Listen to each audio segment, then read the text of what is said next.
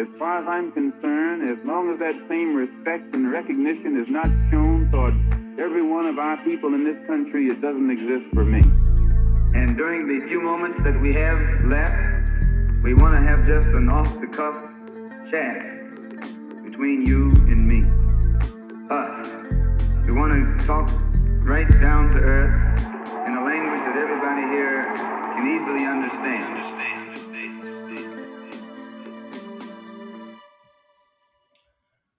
Welcome back to another episode of The Malcolm Effect. And I know I say this every episode, but I do genuinely have an amazing guest today. Someone who our friendship is probably approaching a decade at some point, sometime soon, actually. Even though we've only met like once or twice in person, nevertheless, we remain close friends. And more than that, this is someone that I consider a teacher. And I've said this times before, so I don't want to put too much pressure. But I've said this before, that oftentimes when people ask me to recommend Islamic speakers, I struggle because what's out there is, I guess I can say nice, but not particularly compelling or critical in the ways in which I would like my faith to be challenged and to understand my faith in a particular way. So joining me today is a good friend, teacher, Imam Shayan Parsai. How are you, my brother? Oh man, I'm doing great. It's such an honor and privilege to be on with you. And yeah, like you said, we've known each other and been close friends now for almost 10 years. And everything that you said, I'm gonna ditto and throw back at you. Honestly, maybe I could be in the host chair asking you these questions. Really, I appreciate you being so kind and generous. Nah, of course, man. I really appreciate it. So I will post more about Imam Shayan in the comments in the description of the episode. But what I will say is that he's also a part of Usuli Institute, also a student of one of my favorite sheikhs, Sheikh Khalid Abul al-Fadl. May Allah preserve him. Ameen. But given that the stuff we always talk about, right? Oftentimes we find that what is online is an understanding of Islam, in my assessment, which is divorced from questions of social justice. And I know that something of morality and justice ethics is a lot what Usuli Institute is about. So, perhaps before we go into more substantive questions, I want to know a bit about your intellectual formation because I think maybe some of my listeners may not be as familiar with the Soli Institute and yourself as an individual, which I think they need to be. So, my first question is, how did you come to study under Sheikh Khalid al-Fadl? And in your understanding, what distinguishes his manhaj from other contemporary Islamic approaches? Yeah, it's a great question. At the outset, I'll just offer the caveat that I am still a student. I'm a student of knowledge. So I'm speaking from the perspective of a student, not of an ultimate authority. And my understanding of the manhaj and of the teaching and the learning that I've done under Sheikh Khalid for the last several years. So yeah, I mean, my personal journey is, I'm of an Iranian American background, which comes with complications culturally in terms of our relationship with Islam. Obviously, Iran boasts a very rich Islamic tradition, as many places in the world do, but it's very old, one of the oldest. And obviously, politically, the diaspora kind of has a very complicated relationship with religion and Islam in general. And my household was no exception to that. For all kinds of reasons. That's its own topic, probably. So, I came to Islam more in my 20s. I didn't grow up particularly, you know, Muslim in that sense, like, kind of like Muslim culturally, but not really, in an identity sense to some degree.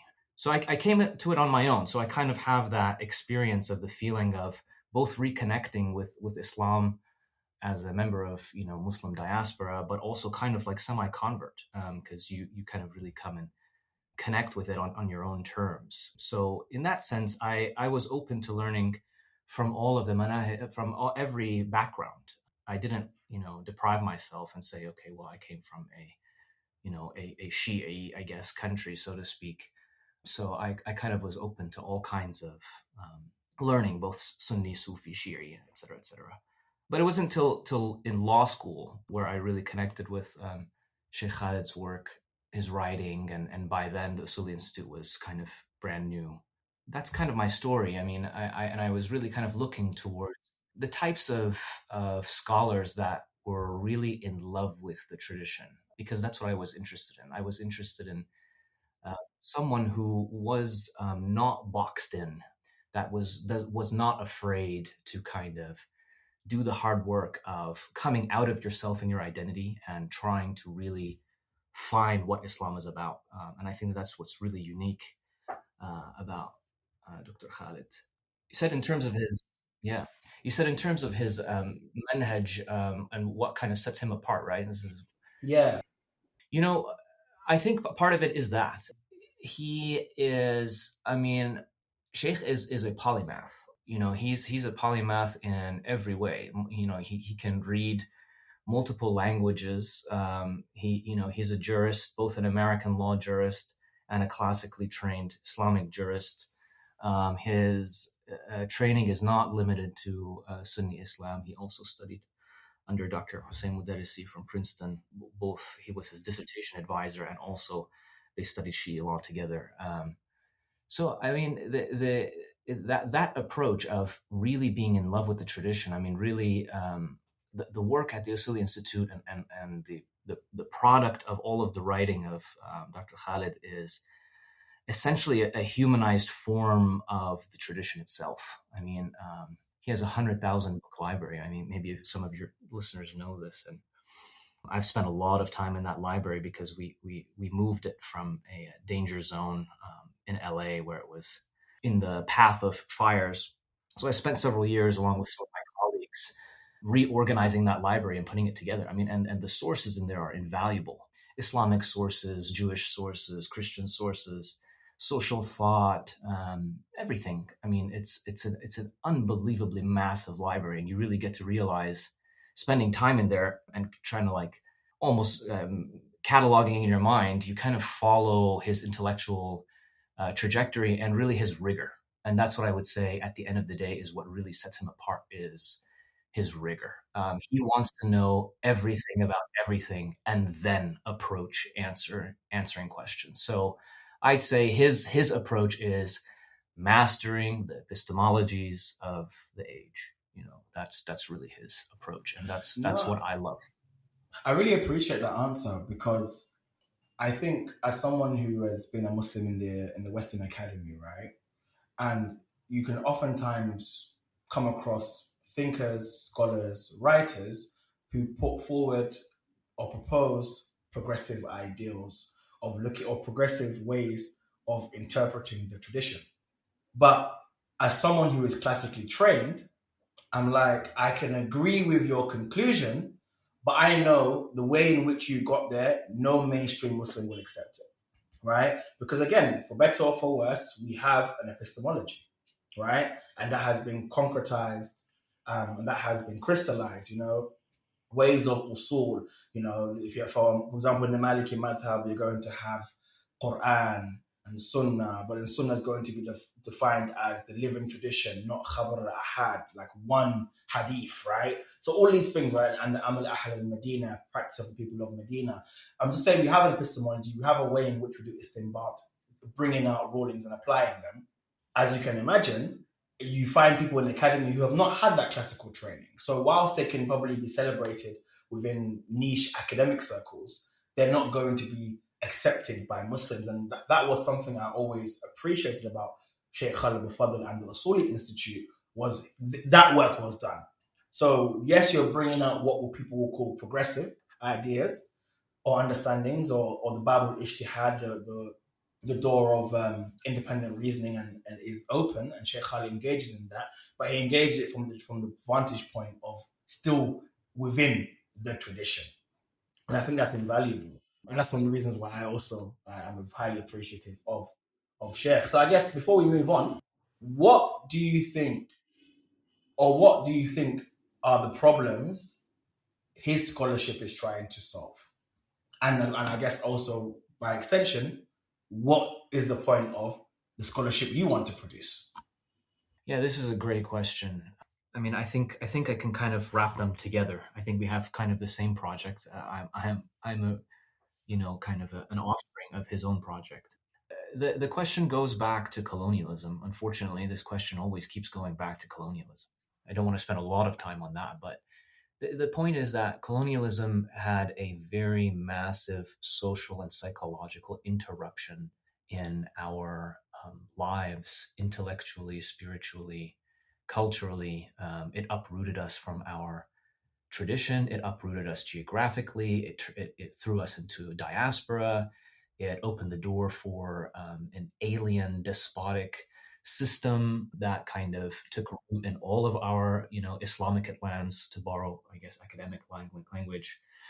And that kind of really, turned everything on its head and kind of froze us, like kind of the natural reaction of a people who are under such intense siege, so to speak, cultural and physical siege, is to become very conservative. You're trying to kind of like gather your items, hold on to what you know, reject anything that seems to put you on tilt, and kind of like just survive. And then kind of like your worldview and your religious view kind of shoots off of that as a tangent. And I think that kind of has that kind of like effect where today, now when that gets imported to the United States or to Britain or to the West in general, and even, in Eastern lands, the thought is that this is how Islam has always been. We're always very careful about not interrupting the way things have always been this way. And it's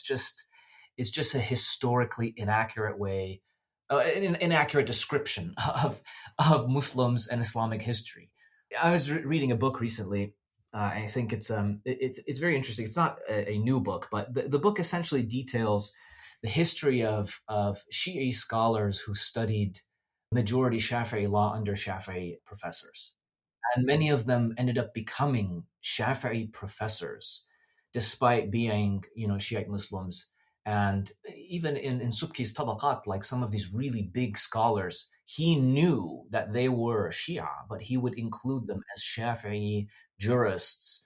It's just really fascinating, this idea that like these sects are like completely apart and they've always been at odds with one another and like all of this stuff. And of course, don't get me wrong, I don't want to sugarcoat it. There was a lot of persecution, a lot of, heat going back and forth in pre-modernity. But the point is that even in those circumstances, Sunni and Shia Islam and Islam in general developed in a very porous, amorphous kind of process that produced a really rich discursive tradition. And now we're kind of like in this block, right? And I think part of the project here is to get back to that, to kind of like reattach the chain to that kind of culture where we have this porous back and forth where, there's a rich and lively discussion. The issue is that there's not a lot of people who have the bravery to engage the tradition and engage the issues that people have now. And I think this kind of goes back to your question about the project. The project is, we have problems that are emerging. No, problems emerge not just in modernity. They emerge as time goes on. I mean, this is something that we can see charted in the Quran. Things, incidents, eventualities, contingencies come up, and the Quran responds to it. And it's been this way since the time of the Prophet, since the time of the Khulafa, his successors, and onwards. That's not a unique phenomenon. That's just normal life. So what you need is a system that's going to be able to answer ethical questions that arise, needs for the people, that is blocking them, or whatever they're facing, whatever injustice they're facing. They need some sort of ethical way out, and an ethical cure to their ailment, so to speak. And that's really what the overall idea is. How do we think about this? And I think, just to cap off the answer, you mentioned istinbat and istikhraj and all of these kind of like exacting or extracting law from the sources. This is a very interesting thing. I mean, I think we're moving towards an age where the jurist is, first of all, the jurists are a little bit handicapped. Second, the relationship towards the jurists is not the same way between the average Muslim to the jurist, is not the same kind of connection that we had in the past. And there's the wealth of knowledge and the democratization of knowledge where kind of like more is being asked from the jurist today than the jurist is prepared to offer sometimes. There's more of a challenge. So there's that's a positive, honestly, but it's a negative if the jurists don't rise to the challenge because it requires more education. You can't just, when a child asks you a question, you can give them a basic answer and that'll be enough. But when someone more sophisticated comes and asks you a question, then it kind of, exposes your actual knowledge and your commitment. So I think that we're moving into an age where people kind of need more of an ethical backbone than they need an extraction of law. In that, typically jurists will say Islamic law is this kind of like ocean of reality, and the jurist's job is to come and whenever a question comes up, in every eventuality, you can do istinbat. In every eventuality of life, you can produce or extract from the Quran and the Sunnah and from aql and qiyas and from consensus a particular legal prescription that is Islamic, that God had in mind. And whether that's true or not is a different conversation. But we're moving into a time where people need an ethical background and framework where they are able to carry out some of this work themselves. Otherwise, you become completely dependent on this, well, I don't know what to do. What should I put my left foot first? Should I put my right foot first? Can I go to work? Can I have stocks? Can I, like all kinds of questions every single day can pop up. And it's like, well, I can't think for myself. I have to, Google, the jurist or email the jurist and ask him the question. So it's kind of like we're in a situation where we need the ethicists to help the average Muslim get to a place where they know how to fish themselves for the ethics that they need.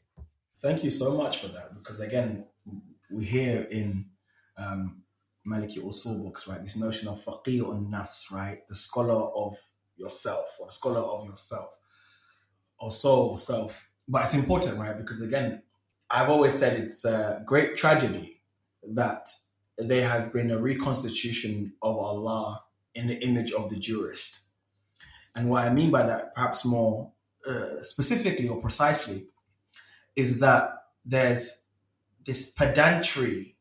I wonder to myself when Allah says, Subhana rabbika rabbil izzati amma yasifun, like glory be to He who is above all and beyond what they ascribe to Him, right? And I'm thinking, like, I remember one of my sheikhs in West Africa said to me, some of my Western friends were asking him some questions. I forget the exact question now. And his reply was, and they were asking if something's haram. And his reply was, why have you turned Allah into an angry husband whose wife didn't make the food right or something? Like that, like he was half joking, but he was saying that it's kind of pedantry and not to say fiqh is unimportant. Anyone who knows me, I love fiqh. That's always been my bread and butter. Like fiqh and usul have been my bread and butter. I love that. Absolutely. But I can also recognize that these were practitioners of law who either by way of had to deal with actual issues that people came with and giving fatwa and hukams, or they were doing iftiraliyat, as you said, if this happens, then what, right? But I can also recognize that that is the work of a scholar and not necessarily divine in every instance, right? So I think it's unfortunate. That's why I once again, like, thank you for that answer. And just to circle back, absolutely agree with you when you say it's this question of modernity, right? We're all trying to reckon with modernity. We're all trying to reckon with the traumatic experience that is modernity. I will call it capitalist modernity. You can call it Christian modernity, Calvinist, whatever you want to call it, right? I don't think you can separate the two anyway, between the theology and capitalist processes anyway, which can be a conversation for another time. But what I'm saying is that we know Muslim lands were colonized, right? We know this history. But it seems to me that there is an unwillingness or inability to reckon with this truthfully, and what impact it had on our beings, and what impact it had on the way in which we even understand tradition. And what we have, unfortunately, are all people trying to reckon with this, and they'll say it's because there's a metaphysical hierarchy that exists in existence between men and women, and women are now taking the place of men. Therefore, we're all we all have all the problems we have today, right? And again, I give that just a throwaway example, which I hear all too often.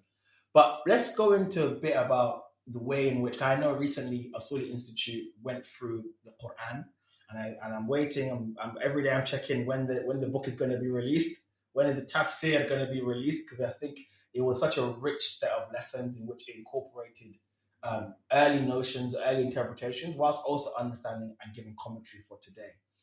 One thing that Usuli Institute and Sheikh Khalid and yourself all also kind of emphasize a lot is this moral trajectory, right? Some people call it trajectory hermeneutics, but essentially, for the listeners, what does it mean to say that the Quran has a moral trajectory rather than just fixed rulings? It's a brilliant question. Before I answer it, I want to also give a shout out to Mufti Abu Layth, who I think is another big proponent of this, and I'm a big fan of his. I've followed him for years.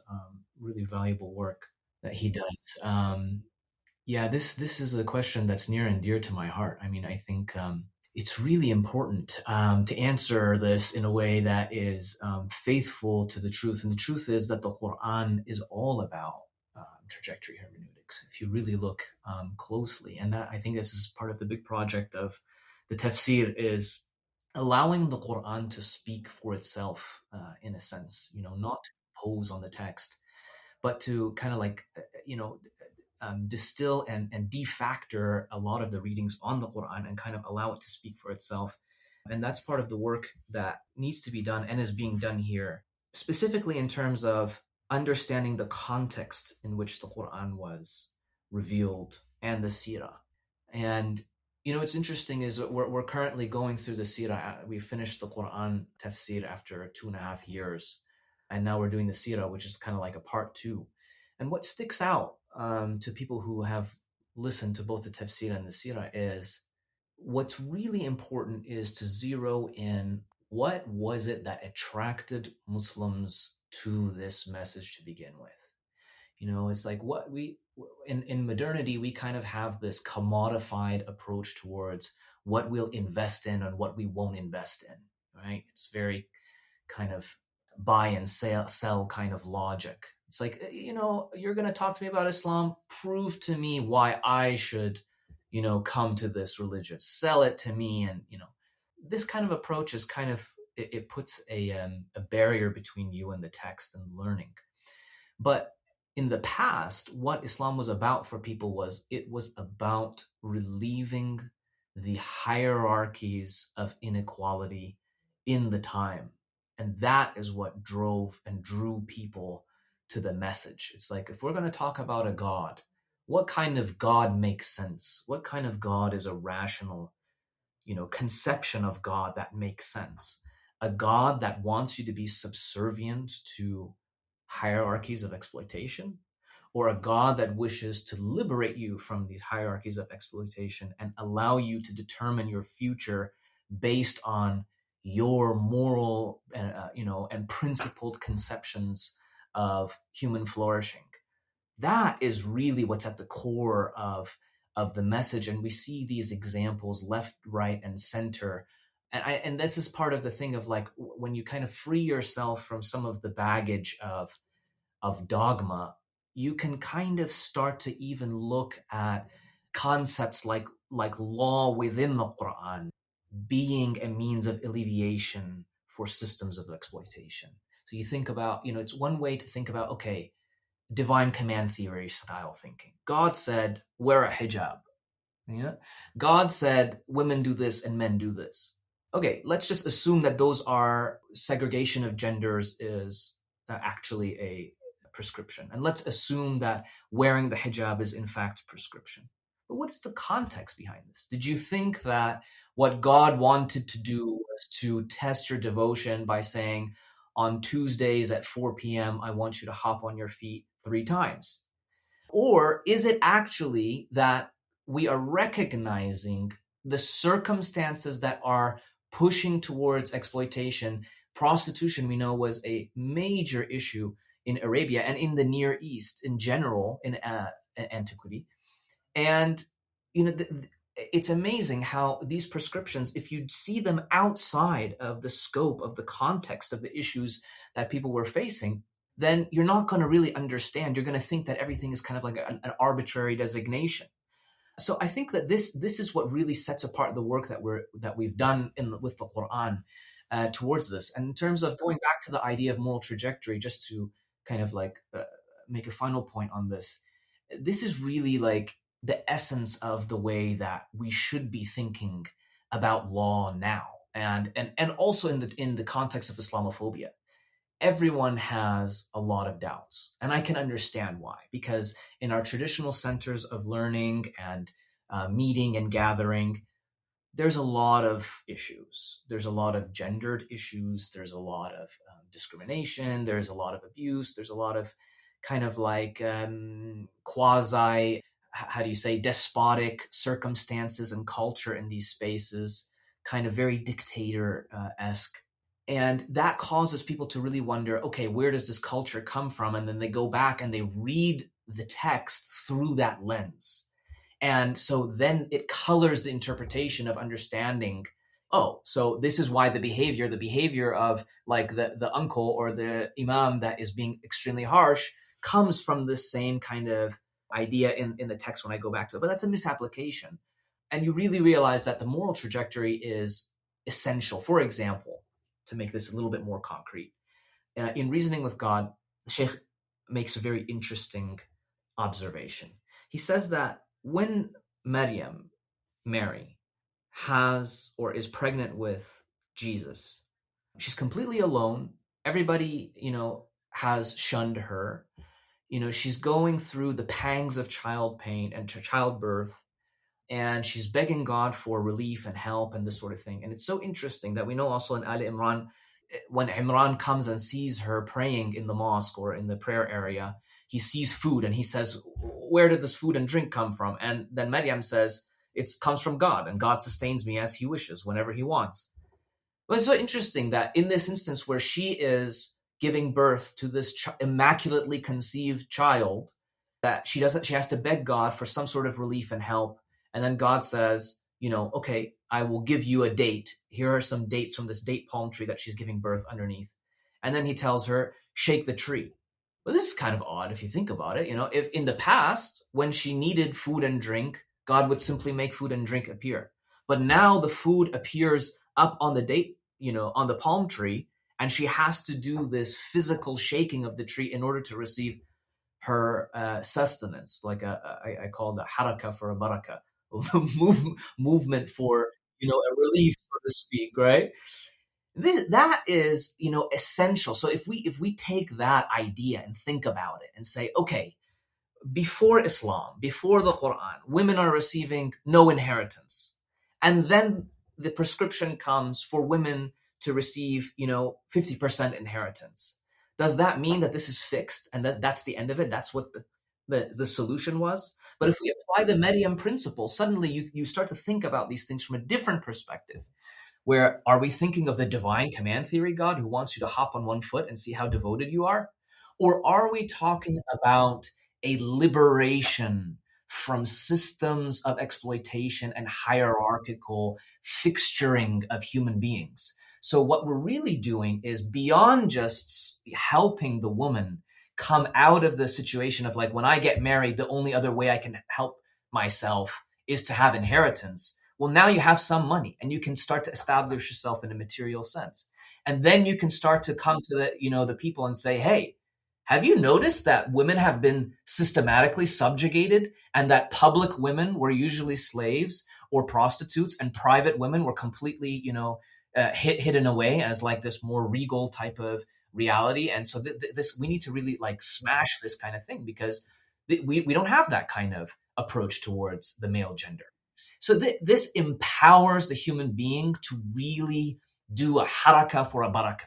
And then you become a actual agent of your own change, that you are given some means for change, but then God watches you and is a partner in your life and sees you achieve the liberation that's necessary to relieve the systems of exploitation. In that, there is a far more compelling story and an empowering message that attracts people to this, thinking of, wow, God is involved in my life. He cares, he sees, or God sees, and I too can be involved in this. I'm not a passive participant.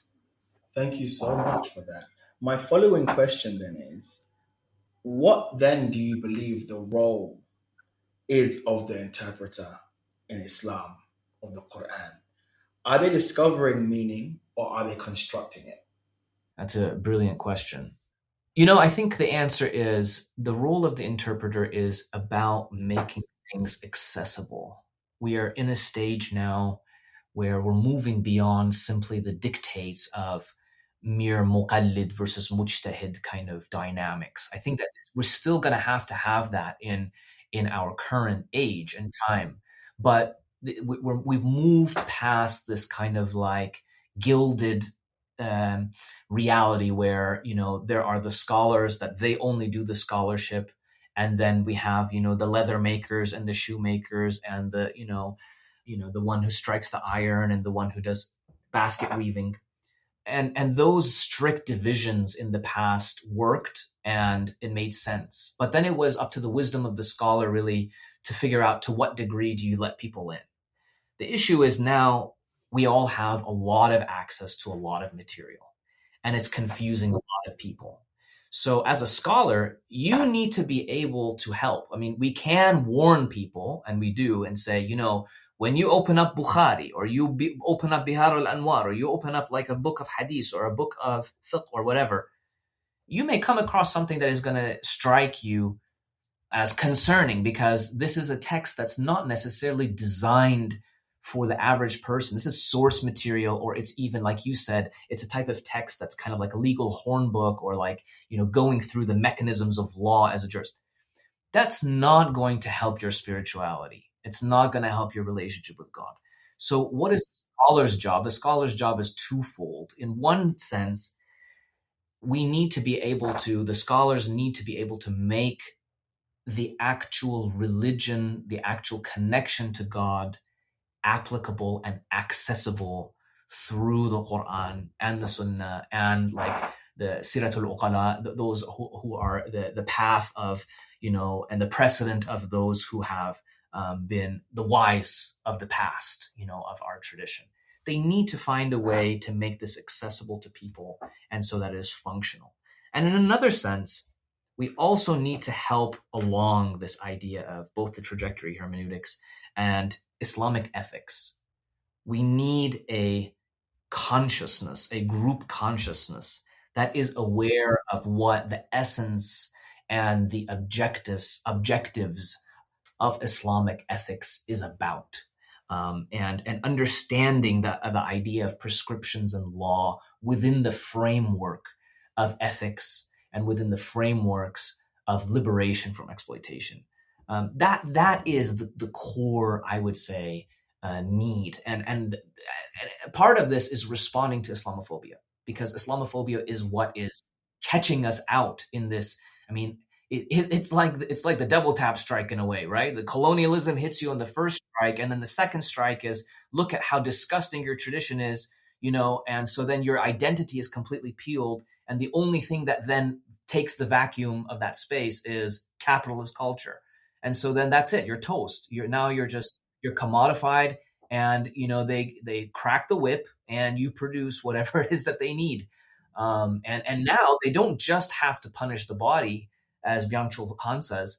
They've moved into this era of, we've moved out of biopolitics somewhat into psychopolitics, and now we can psychologically orient you so that no longer are you just simply the physical slave, but you are the mental slave of the self by calling yourself the entrepreneur. I am going to form my own destiny now and make myself, I'm going to commodify myself. and I am, this human project that is going to make money, and really the god then becomes the god of capital. And so that is disastrous. That is disastrous. We cannot allow the human identity to take this shape. So really, I'd say, as a third answer is, what is the primary source of shirk today? If Islam is about tawheed, is about oneness of God, and what oneness of God means in modernity, in this modernity. Let's forget about past modernities. What does oneness of God mean in this modernity? And in this modernity, it's going to have patterns like the past. What does a scholar need to do? The scholar needs to show us how the Quran used narrative to show us, to illustrate to us how to think about our modernity. What's the point of bringing up the story of Musa and Fir'aun several hundred years before the story of the Prophet? Of course, I mean, do we just assume that, okay, the same dynamic, the same exact culture was taking place in the time of Moses as in the time of Muhammad? No chance. It's impossible. But there were patterns, human patterns that are similar. So the pattern recognition is really important. That's why the scholar needs to be beyond just able to do istinbat and extract rulings. They need to be able to understand the patterns of history, the patterns of psychology, the patterns of sociology and anthropology. You need to become, if not a master, at least really well grounded in the patterns of the epistemologies of our age. It's exactly from that kind of not being in tune with the epistemologies of our day. And, I'm not going to be shady, but as someone who comes under a lot of smoke and attack for adopting a Marxist lens, right? And then you just hear, I've heard things like, oh, that's just a liberal. I'm just like, huh? Like Marxism and liberalism are, they're very different concepts, right? There might be some overlap somewhere, some readings lend to that. But again, it's like that kind of laziness of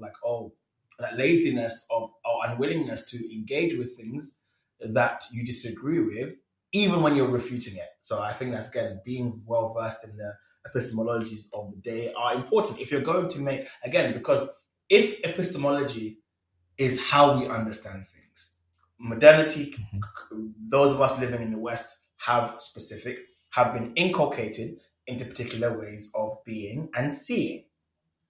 If you are not aware of that, or if you are either unaware or unable to articulate them, then how are you meant to even hit and reach people and speak to people?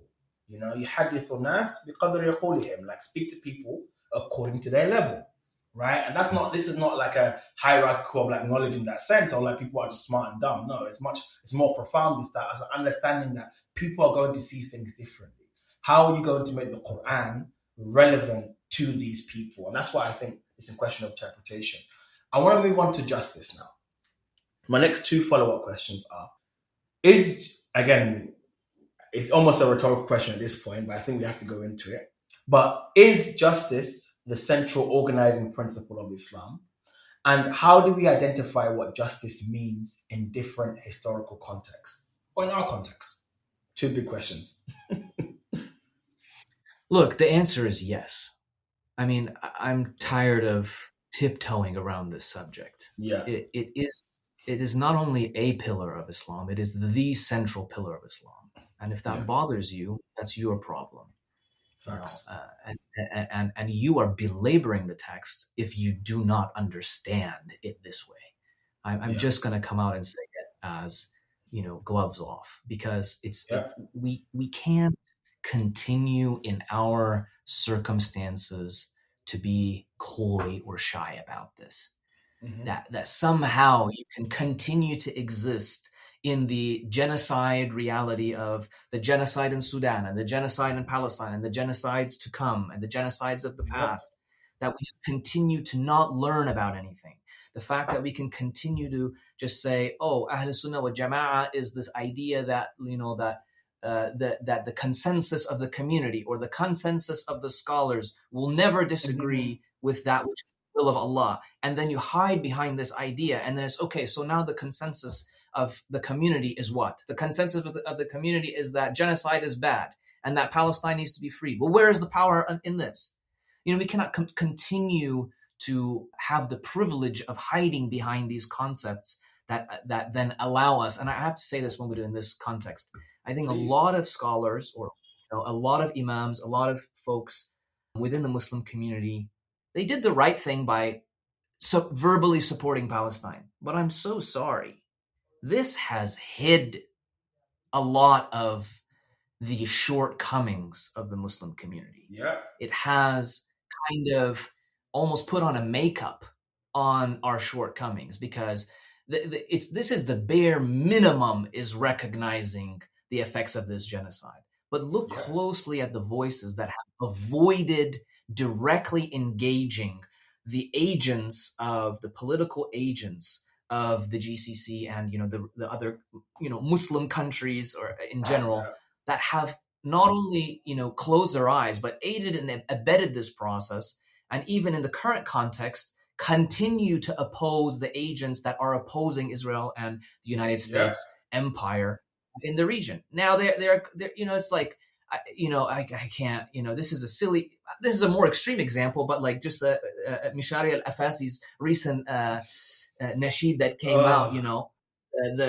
may God strike down the hand, or curse the hand of Iran and the one that stands with Iran, and it's shocking, like you could just say nothing, but the point is that you are an agent of empire.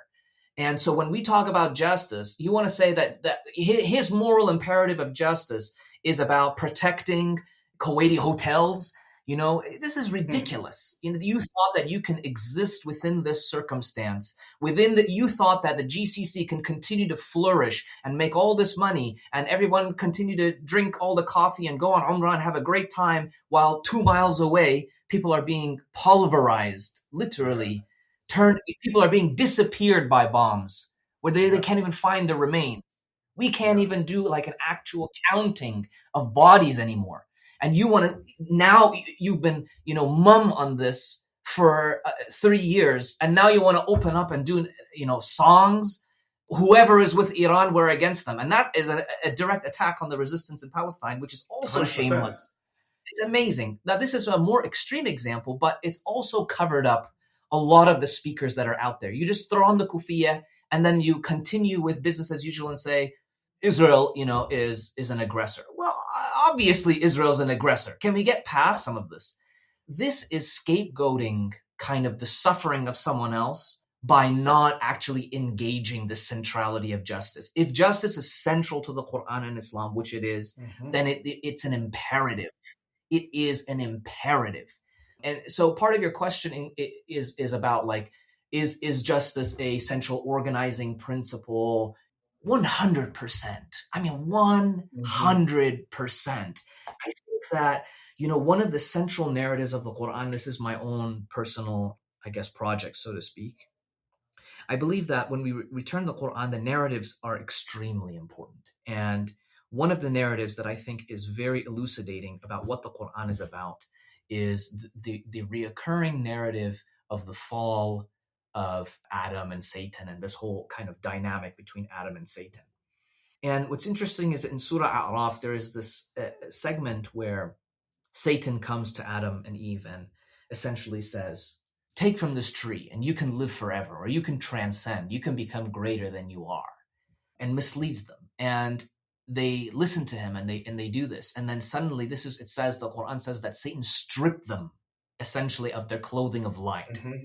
He literally exacted a physical punishment on the body of Adam and Eve.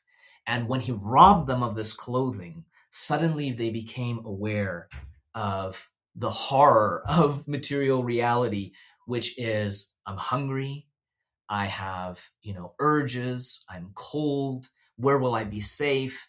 All of these types of material considerations that would suddenly become the greatest test for humanity as it comes to earth. This metaphysical being that has the breath of God, this transcendent kind of being that now has to balance their, the divine essence that lives within them alongside their material reality.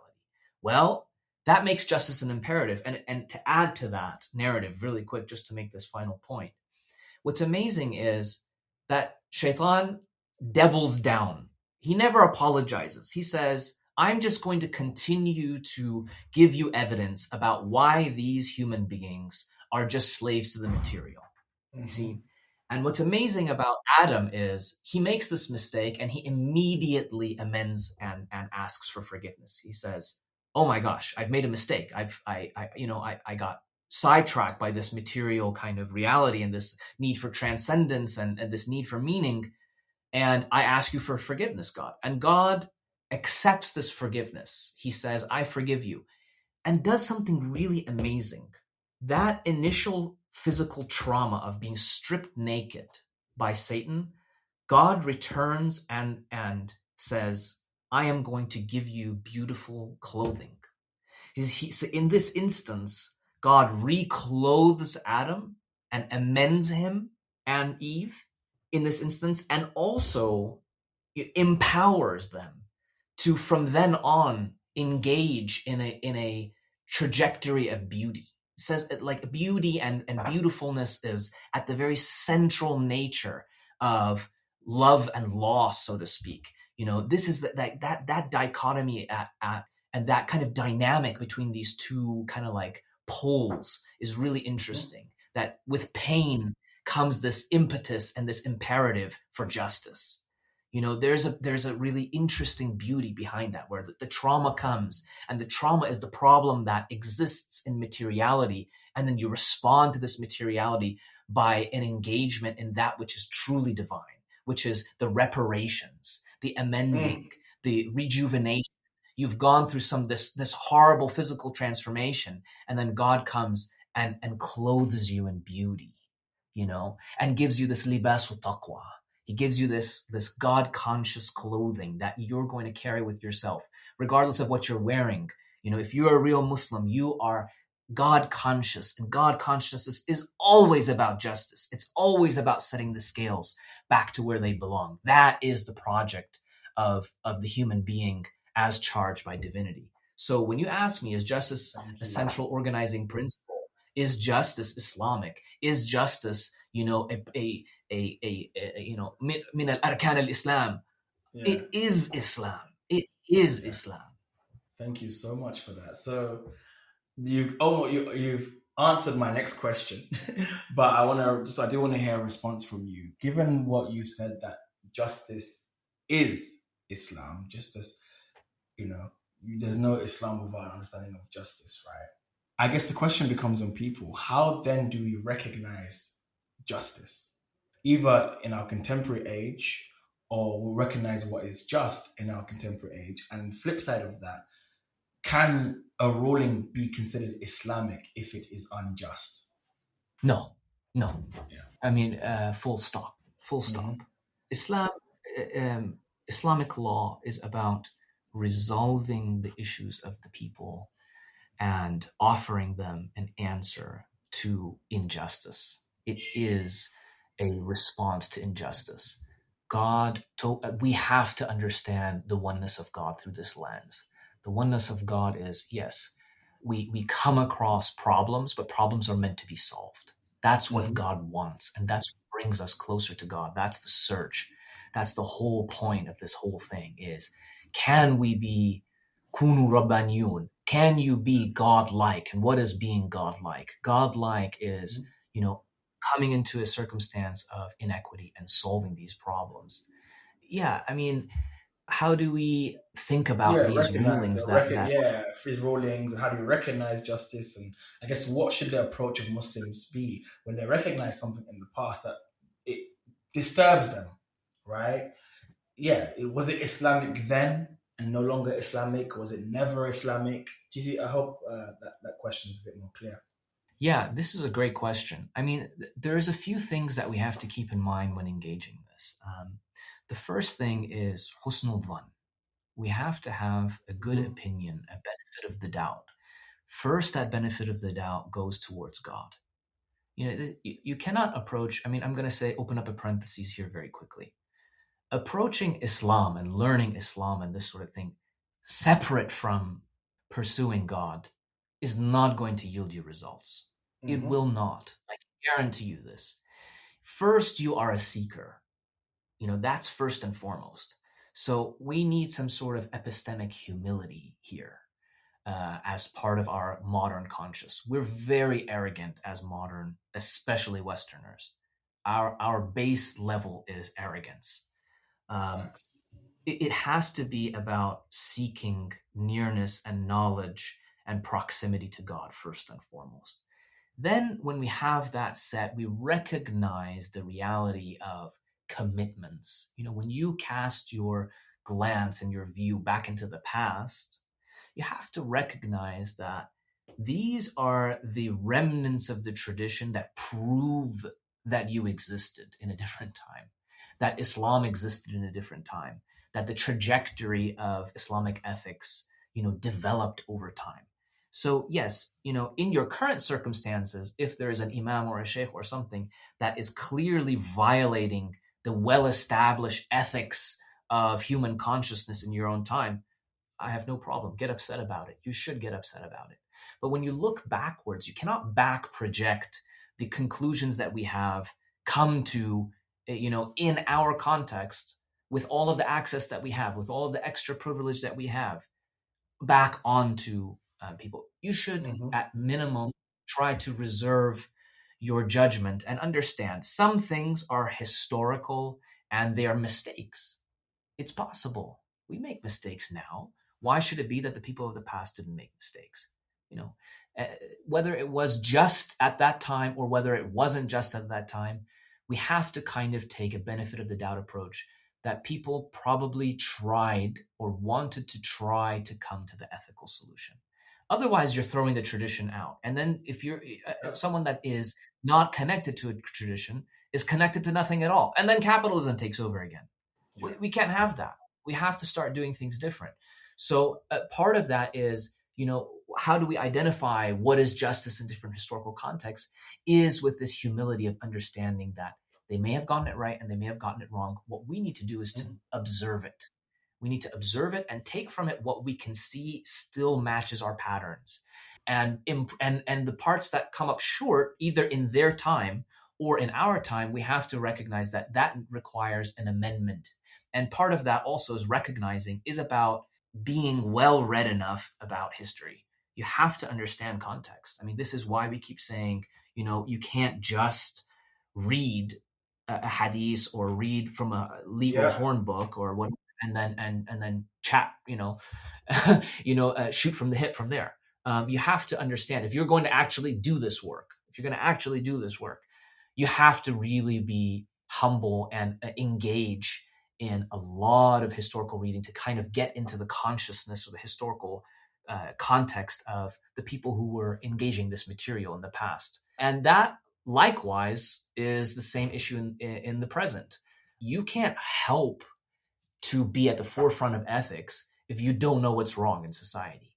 It's just like, in order to understand what is wrong in society, you have to engage the very best of scholarship that exists. And you cannot hide from things and say, well, I'm not going to read X writer because he's not a Muslim. Or I'm not going to engage in liberalism or post-liberalism or in Marxism or communism or abolition or whatever it is. Doesn't matter. If you're unaware of the discourse, you can't offer anything. And the thing is that you have the responsibility of offering. Because at the end of the day, God didn't charge the abolitionist or the Marxist or the, whoever else with solving all of the problems. Who did he charge? He charged the Muslims.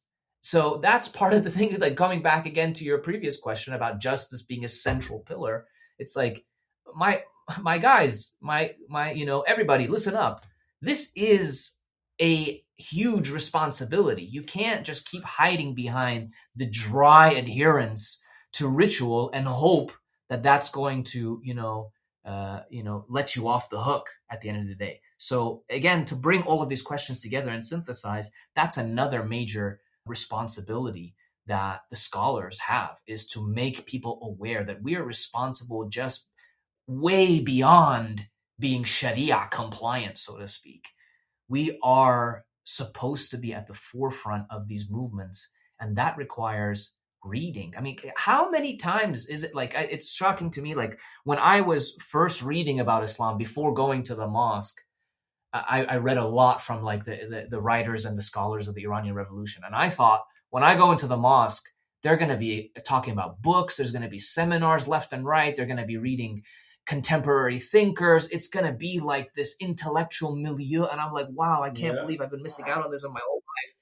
And it's been, a long time now, well over a decade, that I have not seen this happen once, and it's really shocking. That's why I try really hard, when we're here at the Asuli Institute, to try and dip into this, read as much as possible and share some of these gems, because it's not about agreeing or not agreeing. It's about being relevant.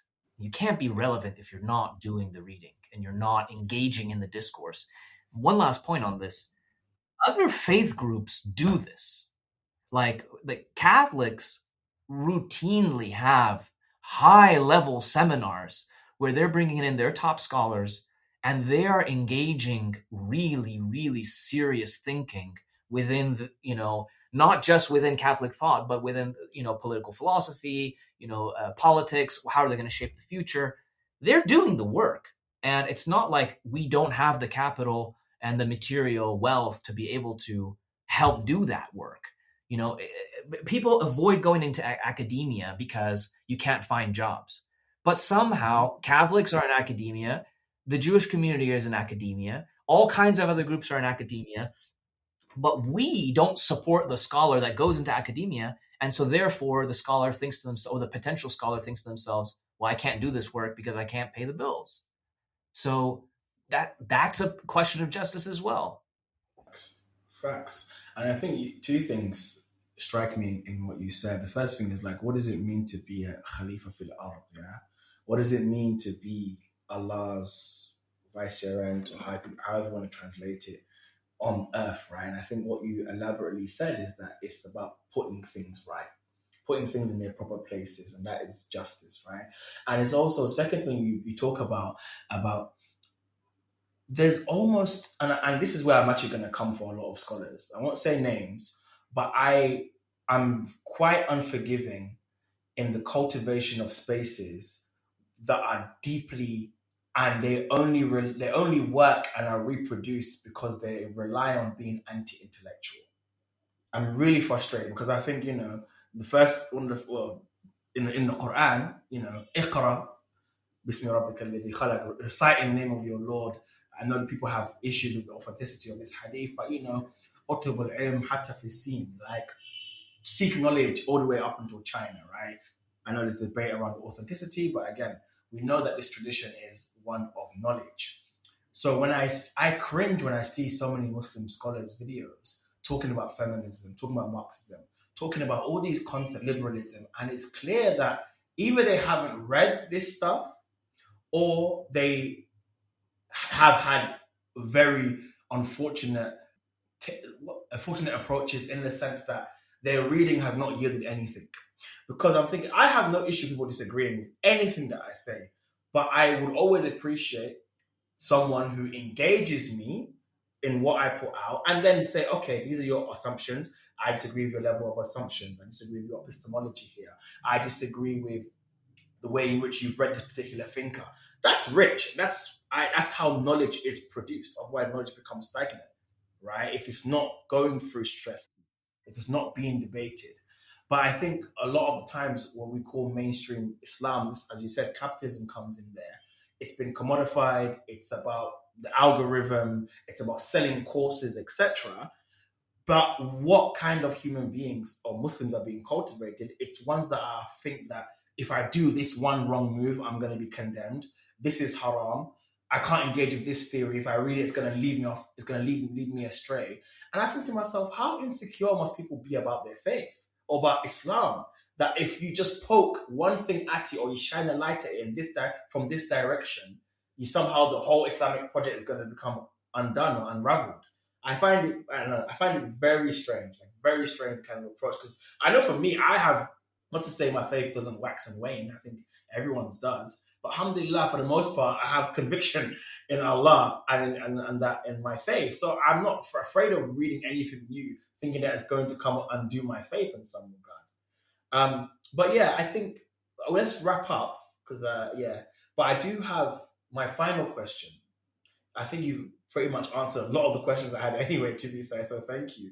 But I'll say my final one would be if someone then now wants to begin engaging the Quran seriously, but engaging it in the ways in which we have spoken about, engaging the Quran in a way which centers justice, and engaging in a way of the Quran which refuses hierarchical positioning of human beings on gender, on race, sexuality, whatever it may be. How does someone come to the Quran in this way? What advice are you going to give? What tips are there?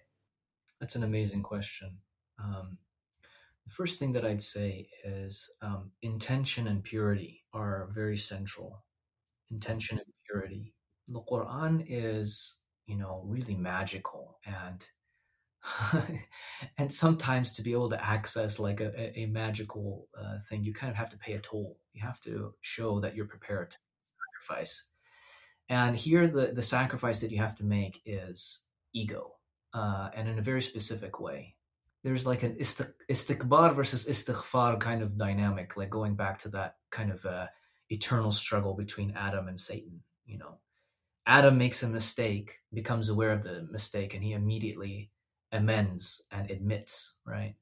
But Satan just doubles down and carries the weight of that same thought process. You can't get through the gate of knowledge that the Quran has without humility, and humility is a key component of repentance. You have to meet yourself and say, okay, I'm going to take an inventory of all my life. I need to recognize this is again back to the idea of why justice is so central. You have to hold yourself accountable. You have to do your due diligence and recognize where you've come up short ethically. This isn't about like the technicalities of halal and haram. It's about your own internal, intuitive, moral, like nafs, your own self, your own consciousness that is able to tell where was I being unfair. And you admit it, and where you can, you amend it. And then, after that process, you take a personal accounting regularly. It should be almost daily. And you're really meeting yourself, and then that creates two things. One, it creates a pattern within yourself of practice that avoids injustice because you've recognized the propensities and proclivities that you have and your culture has towards injustices. And this goes back again to that question of how do we recognize injustice. Part of it is in recognizing ourselves. You need a moral empathy that develops by being muraqib, by being vigilant over your own behavior. Empathy is huge. You need to be able to see how would somebody else have felt if they were on the other side of things. And on the other side is humility. When you're prepared to admit to yourself where you have come up short in terms of ethical and diligent behavior and etiquette and whatever, then you naturally begin to chop away at the structure of arrogance, because you're being humble enough to take inventory of yourself. This is the first thing. When that happens, then you've kind of achieved the ritual purity, or you have to continue to engage in this ritual purity when you approach the Quran. The next thing that I'll say is a lot of the early revelation has psychological pattern recognition within the text. It's in the text. It's very often that it brings up ya ayyuhal insan, oh human being. Okay, so it's not saying someone who is, or it says the human being tends to do X, or the human being tends to do Y. Why is this important? Because that is inspiring confidence in you about the Quran's applicability in your current circumstances. The Quran and God recognize that human beings are essentially sophisticated patterns. There may be things that change in your immediate circumstances in terms of material reality. Sometimes you can move faster from point A to B, sometimes you can move slower, but it still comes with its own ethical challenges. So, what I would say is a focus at first ought to be on some of these earlier revelations that talk about these timeless human kind of psychological patterns of difficulty. It's like, here is the type of psychological profile that God wants from you, that expects from you, that is moral and ethical timelessly. And then here is a timeless archetype of the type of human being who is constantly dodging accountability. And I would say that's another major principle or another major pillar of Islam is accountability. And it's really in the Fatiha. Part of the methodology of the tafsir is that we say that the Fatiha is really the key. The first chapter of the Quran is really the key of the Quran. It kind of spells out for you the real major elements of the Quran. And accountability is one of those. Maliki Yawmiddin. When you recognize that God is the sovereign and the person who the entity, the reality, the existence that is responsible ultimately for the accounting of judgment, then you recognize that your existence as a moral agent is about holding yourself accountable. And then after holding yourself accountable, holding existence accountable to an ethical, divine reality, a divine based existence. So yeah, this is what I would say. And then obviously, like, beyond the self-promotion, I don't think it can qualify as that, but I believe that the best place to do this is by coming to the tafsir, the Project Illumin tafsir series that we have, and supplement it both with the seerah, because the seerah really brings the stories to light that are often kind of like ignored. And just the other day we were recording an episode and the sheikh brought up this really great point. And a lot of people know the story of Ja'far ibn Abi Talib, Imam Ali's brother, who did the hijrah to Abyssinia. He went to Abyssinia during the persecution and they moved there. And they were talking to the Najashi, the king of the Abyssinians. And he started quoting from the khutbah, the sermon that Ja'far was giving about what Muslims are about. And he gives this long khutbah about how Muslims are about equity, Muslims are about taking care of the orphan, Muslims are about helping the widow, Muslims are about setting right what has gone out of balance, essentially illustrating the whole idea of enjoining the good and forbidding the evil. And then he caps it off, and Muslims also pray, and Muslims also fast, and Muslims also do ritual observances, which is fascinating because some of the early surah, like for example, Surah Al-Muzammil, we know that before the formalized prayer, the ritual prayer was instituted, that the Prophet and his closest companions, his earliest companions, were spending a third of the night or more in intense remembrance and dhikr and worship. Now imagine if that was their relationship towards a unsanctioned, like, specific ritual performance of worship. And then he said that last in comparison to the ethical responsibility of a Muslim identity, that really just leaves one kind of gobsmacked about how these two things are absolutely integrally linked. They cannot be separated. So that is what we're about. And I think so investigating these sources and going through the tafsir and going through the seerah really what invokes a confidence in the Muslim that, okay, no, now I really know what this is about, and I can really connect to what Ja'far is talking about. What is the essence of Islam? And you can say, like, this is the essence. This is the essence. So yeah, I think that conviction grows in you, and then the Quran becomes a companion for you. I think that's such a beautiful way to end out. So, my brother, my teacher, thank you so much for joining me.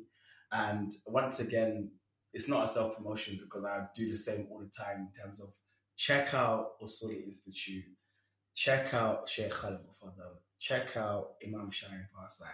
And honestly, people till today, not to say I have no issue with this, but my DMs are always bombarded and I can't get to everyone. So if you are someone that asks a question of where to start with Islam, you have the Usuli Institute as a place to start, inshallah. Take care.